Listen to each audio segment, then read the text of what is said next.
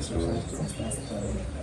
Baik, selamat pagi Kak ya. Jadi mohon izin mengganggu sedikit waktunya. Jadi perkenalkan kami mahasiswa dari Universitas Pendidikan Ganesha, tepatnya dari Prodi S1 Akuntansi. Jadi saya akan nama saya Boyan Setiawan dan rekan saya. Saya Gede Panesanta, bisa dipanggil Dipa aja. Kami di sini akan sedikit ya, lumayan banyak juga sih mewawancarai kakak tentang korupsi dan juga hubungannya ke agama Hindu. Baik, untuk pertama boleh silakan kenalkan diri kakak mulai dari nama, usia, dan pekerjaan. Terima kasih sebelumnya. Perkenalkan, nama saya Irmawati, biasa dipanggil Irma. Usia 26 tahun, profesi saat ini menjadi perawat. Ya. Selanjutnya, kira-kira sejauh mana pemahaman kakak tentang nilai-nilai Dharma dalam kehidupan sehari-hari? Kalau berkaitan dengan nilai dharma, ya dharma itu yang seperti kita tahu adalah sesuatu hal yang baik dilakukan, gitu ya. Jadi untuk kehidupan sehari-hari, nilai dharma itu kita terapkan selain di profesi, juga kita terapkan untuk melakukan kegiatan sehari-hari. Dan yang terpenting, dharma itu adalah perbuatan yang baik, ya, dimana perbuatan yang baik itu beragam dan tentunya berkaitan dengan moral, etika, dan juga bagaimana profesionalisme kita untuk menjalani kehidupan dengan menerapkan nilai dharma. Baik, selanjutnya itu bagaimana pandangan kakak itu terkait tindakan korupsi dalam perspektif agama? Kalau membahas tentang korupsi, setahu saya korupsi itu merupakan penyalahgunaan wewenang, ya, atau penyalahgunaan nilai mata uang yang seringkali dilakukan oleh beberapa orang atau anggota atau sekelompok orang dengan melakukan tindakan yang di luar dari batasan atau aturan yang berlaku. Selanjutnya, menurut kakak, korupsi di suatu lembaga merupakan pelanggaran terhadap prinsip Dharma atau tidak? Kalau menurut saya merupakan pelanggaran dalam prinsip Dharma, ya. Bagaimana kira-kira korupsi itu dapat merusak harmoni atau hukum RTA, hukum keseimbangan dalam kehidupan sosial dan juga kehidupan profesional sebagai perawat? Kalau untuk dikaitkan dengan hukum reta itu, atau yang kita kenal ada hukum yang abadi atau kekal, ya. Jadi itu merupakan suatu tindakan yang sudah melanggar atau di luar jalur dari hukum reta itu, karena kan kita juga melihat itu sifatnya kekal, tetapi ada beberapa orang yang berusaha untuk melanggar dari hukum reta tersebut. Maka dari itu hukum reta jika dikaitkan dengan korupsi sangat-sangat melanggar dari hukum reta yang ada. Kita lanjutkan Kak ya ke nilai-nilai Hindu dalam pencegahan korupsi Kak ya. Nah sekarang bagaimana nilai-nilai catur paramita di mana yang terdiri dari ada maitri, ada karuna, mudita, dan juga upeksa dapat diterapkan untuk membangun etika kerja yang bersih dan jujur. Jadi untuk penerapan catur maitranya itu, ya, setahu saya sih di sana kita selaku profesi yang kita jalani atau sebagai yang bertugas itu menerapkan adanya sikap toleransi juga, yang masuk di sana merupakan sikap bagaimana kita melakukan sikap toleransi kepada mungkin pasien-pasien, ya. Kalau saya pasien-pasien yang misalkan tidak memandang apakah itu pasien umum ataukah pasien BPJS, kita merupakan tenaga medis yang membantu tugasnya di sana. Jadi ada baiknya kita juga menerapkan sikap toleransi yang sama kepada seluruh pasien yang ada di rumah sakit tersebut. Kalau dikaitkan dengan profesinya. Selanjutnya, kira-kira di tempat kakak bekerja mengimplementasikan nilai-nilai itu dalam sistem kerja atau budaya kerja? Kalau menerapkan nilai-nilai Hindu sudah pasti, ya, karena di sana kita juga berkaitan dengan etika, profesionalisme, dan juga kepercayaan seperti itu, ya. Kepercayaannya itu dari kita baru sampai di rumah sakit kita udah sembahyang seperti itu, ya. Sembahyang terus bertemu dengan pasien, kita melakukan juga bagaimana komunikasi yang baik ke pasien. Terus saat kita mengambil keputusan juga kita pasti juga menerapkan prinsip bagaimana untuk melakukan keputusan yang terbaik, atau dalam ajaran Dharma mungkin dikaitkan itu keputusan yang benar dilakukan kepada pasien. Selanjutnya, seberapa penting kira-kira pendidikan berbasis ajaran Dharma Hindu dalam membentuk karakter anti korupsi sejak dini? Kalau menurut saya sih sangat penting ya. Sebetulnya pendidikan agama Hindu diajarkan dari anak-anak ya, sudah diberikan di TK maupun SD atau jenjang yang mungkin sudah kuliah. Itu sangat penting untuk menghindari tindakan-tindakan yang menyalahkan wewenang atau salah satunya korupsi. Di sana kan banyak juga ajaran-ajaran Hindu seperti Trikaya Parisuddha, Dharma dan lain-lain yang bisa diterapkan dan bisa kita tahu supaya kita lebih berpikir lagi saat melakukan tindakan-tindakan yang di luar dari jalan kebenaran atau Dharma. Baik, untuk bagian yang selanjutnya mungkin dilanjutkan oleh rekan saya ya. Oke Kak, selanjutnya dengan saya Dipa. Di sini saya akan menanyakan mengenai peran dan tokoh atau lembaga keagamaan. Nah, menurut Kakak, bagaimana peran para pemangku, sulingge dan tokoh agama dalam menyuarakan bahaya korupsi? Baik, untuk menurut saya, setahu saya sih jika pemangku atau sulingge atau orang suci ya, caranya untuk menyuarakan bahaya korupsi itu seperti kita sembahyang. Itu biasanya pemangku atau sulingge itu pernah memberikan kita Dharma Wacana. Ya, Dharma Wacana itu sering menyinggung bagaimana kita tidak melakukan kegiatan yang kurang baik. Yang mungkin akan disinggung juga di sana, seperti contohnya korupsi, seperti itu merupakan salah satu upaya dari orang suci untuk melakukan tindakan mencegah anti korupsinya itu ya. Terus selain itu pemangku juga terkadang ketika melakukan diskusi atau rapat mungkin dengan sulingge yang lain atau orang suci yang lain itu membahas juga terkait keuangan dan lain-lain di dalamnya. Itu juga pasti membahas tentang jangan menyalahgunakan wewenang atau menyalahgunakan uang yang ada di dalam paguyuban tersebut. Cukup lengkap ya jawabannya dari Kakaknya.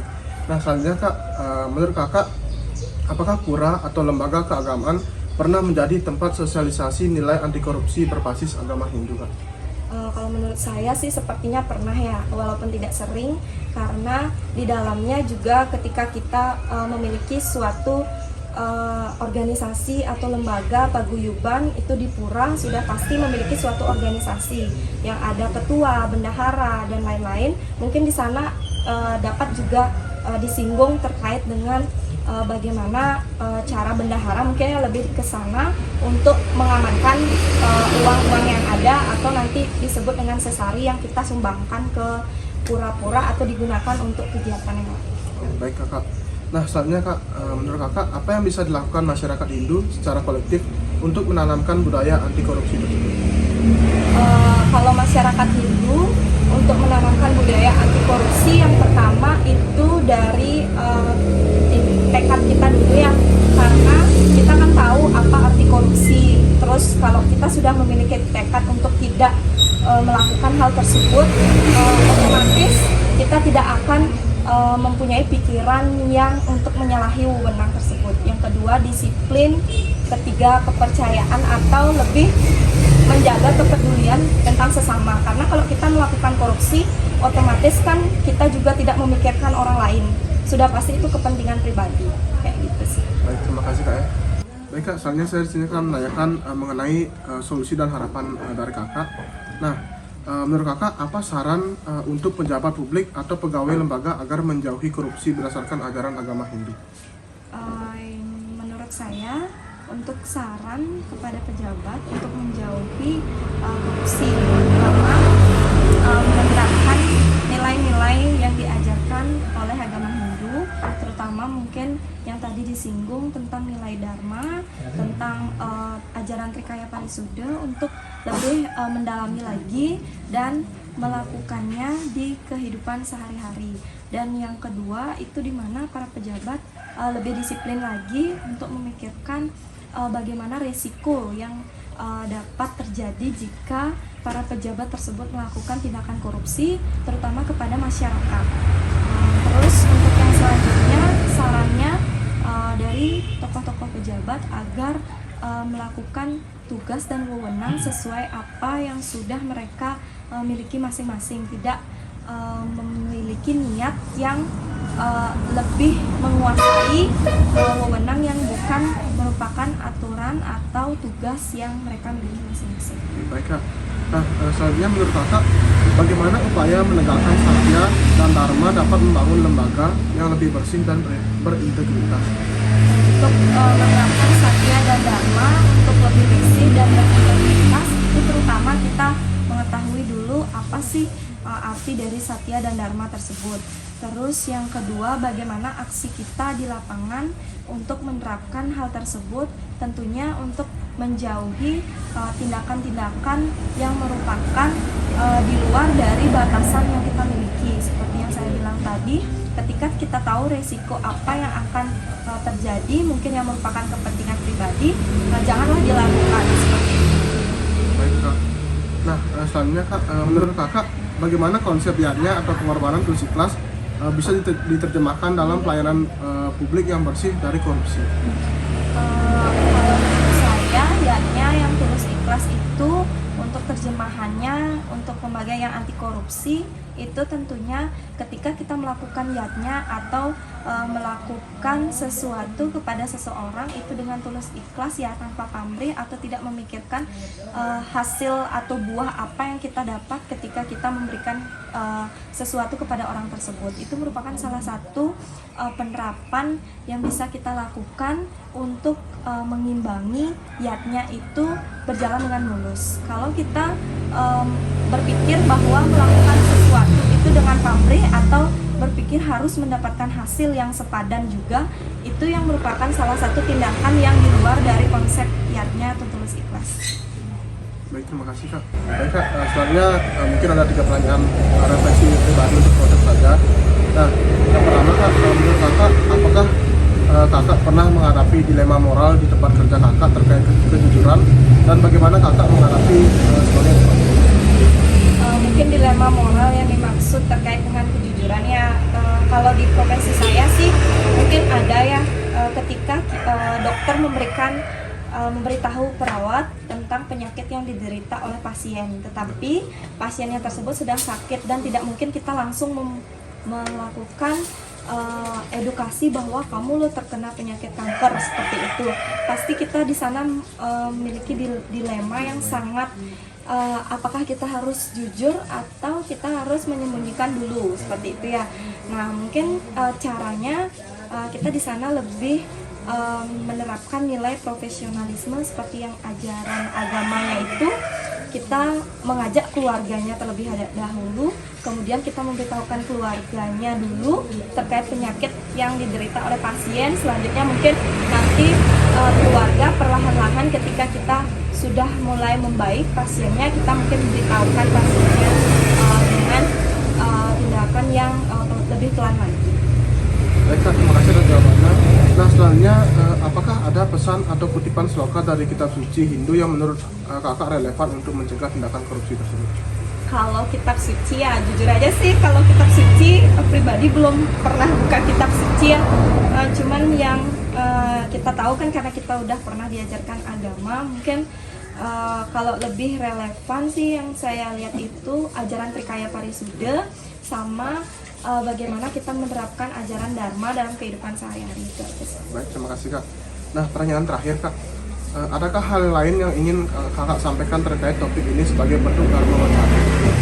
Kalau topik lain sih mungkin sudah tadi banyak ya dikupas di sana. Dari pertanyaan itu mungkin sih tidak ada, cuman sarannya mungkin ke depan para generasi muda, contohnya seperti kalian yang sudah banyak belajar agama ya, mungkin lebih pintar dari saya, lebih tahu gitu, agar menerapkan itu ketika kalian menjalani kuliah, melakukan kegiatan sehari-hari, supaya nanti kalian bisa menjadi generasi penerus atau memberikan contoh ke adik-adiknya yang akan menjalani kuliah. Itu aja sih. Terima kasih Kak, sudah lengkap banget jawaban dari kakaknya. Baik Kak, mungkin segitu saja ya pertanyaan dari kami terkait tentang korupsi dan juga hubungannya dengan agama Hindu. pemahaman kakak juga ya. Kami ucapkan terima kasih kak ya, sekali lagi karena atas mengganggu ya waktunya. Mohon maaf juga, dan sampai saya akhiri juga dengan salam santi. Om Santi Santi Santi.